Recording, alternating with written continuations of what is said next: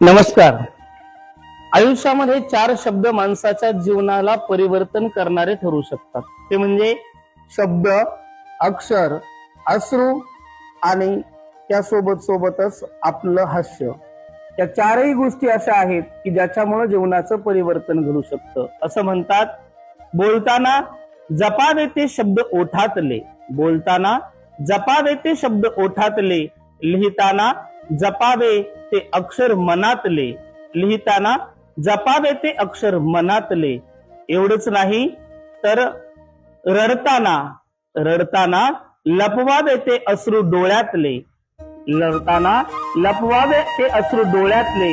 आणि त्यासोबत सोबतच अतिशय महत्वाचं म्हणजे हसताना विसरावे दुःख ते जीवनातले, हसताना विसरावे दुःख ते जीवनातले. या 4 गोष्टी जर आपण जपल्या तर आपलं जीवन दुःखातून आनंदाकडे सहज येईल, यात शंका नाही. रामकृष्ण हरी.